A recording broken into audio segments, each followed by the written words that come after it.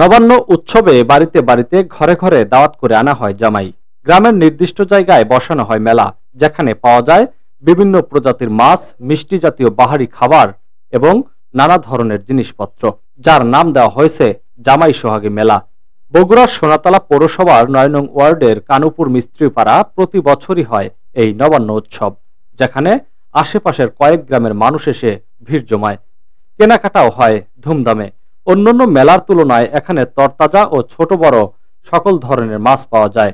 তাই তো কেউ কেউ আবার এই মেলার নাম দিয়েছে মাছের মেলা। 4 দিনের এই মেলায় এক একজন বিক্রেতা লক্ষ লক্ষ টাকার মাছ বিক্রি করে থাকেন।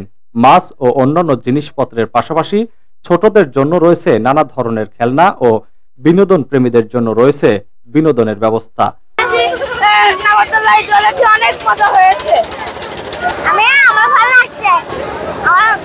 এখানে ভূতের শো দেখানো হচ্ছে, 4টা ভূত থাকতেছে, চারপাশ দিয়ে ঘুরতেছে, একটু ভয়ঙ্কর কিছু দৃশ্য, মানুষকে ভূতের যেটা কি আর কি হয় ওটা আমরা তুলে ধরতেছি আর কি, এতটুকুই। ঐতিহ্যবাহী এই মেলায় শেষ সময়েও যেন উপচে পড়া ভিড়, জমছে মানুষ, বাড়ছে বেচাকেনা, আনন্দ উপভোগ করছে শিশু কিশোররা। ভাই আসলে এখানে কি দেখাচ্ছেন আপনারা? এখানে ভূতের ভাই বেচাকেনার পরিস্থিতি কিরকম? কিছু তো বেচাকেনা মোটামুটি ভালো আছে, খারাপ না। যাই হোক, মোটামুটি খুব সুন্দর বেচাকেনা হচ্ছে।